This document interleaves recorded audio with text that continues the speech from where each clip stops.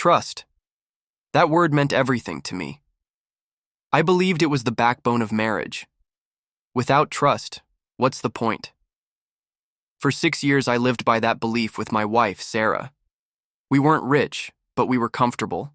We traveled, shared dreams of starting a family, and built what I thought was a solid life together. I thought we had everything. Until the day she looked me in the eye and said, "If you don't trust me with my ex every weekend, maybe we shouldn't be together." The story didn't start with that one line. It began a few months earlier. She had accidentally run into her ex-boyfriend at a mutual friend's party. She came home all excited, telling me, "Oh, don't worry, he's just a friend." Now, there's nothing between us. I wanted to believe her. I swallowed my unease and told her I trusted her. After all, love without trust isn't love at all, right? But slowly, things started to change. Her phone buzzed constantly, and she'd smile at the screen in ways she hadn't smiled at me in months. She'd stay up late, catching up on messages. The laughter she gave to her phone wasn't the laughter she gave me. I noticed, but I stayed quiet. I wanted to give her the benefit of the doubt. Then she dropped the bombshell. One Saturday morning over coffee, she casually said, "He and I are going to start hanging out every weekend. Just friends, nothing more." I froze. "Every weekend? With your ex?" I asked. She didn't even blink. She looked annoyed, as if my hesitation was the problem. That's when she snapped, "If you don't trust me with my ex every weekend, maybe we shouldn't be together." Her words were like a dagger. It wasn't a request. It wasn't reassurance. It was an ultimatum.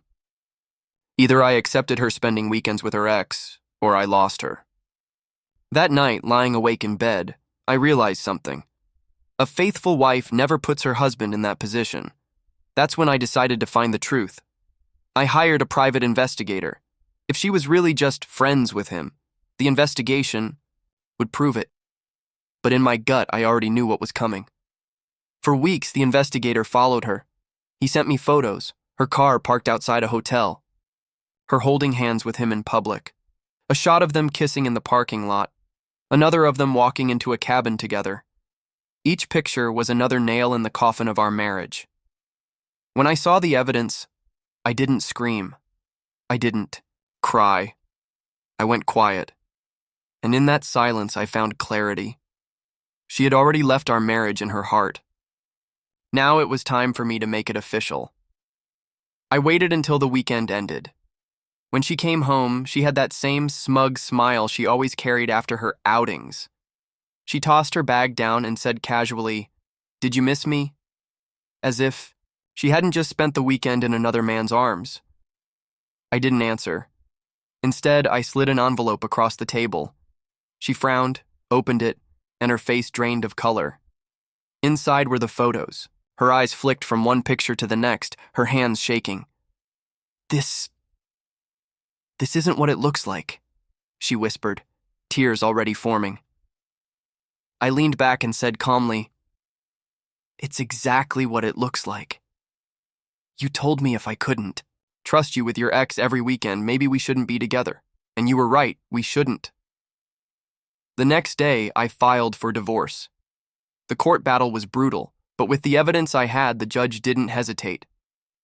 I got the house, the car, and most of the assets. She walked away with very little, and the man she risked everything for? He ghosted her the moment the divorce went public. He never wanted her long term, just the thrill of stealing another man's wife. I thought that would be the end of it. But Sarah wasn't done humiliating herself.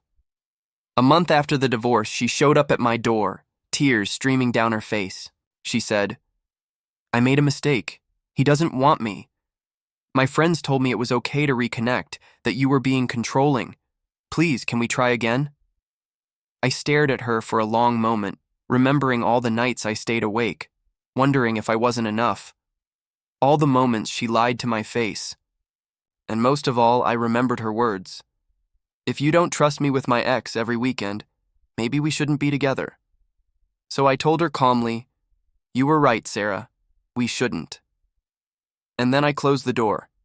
She tried again later, texts, voicemails begging for another chance, but I never replied.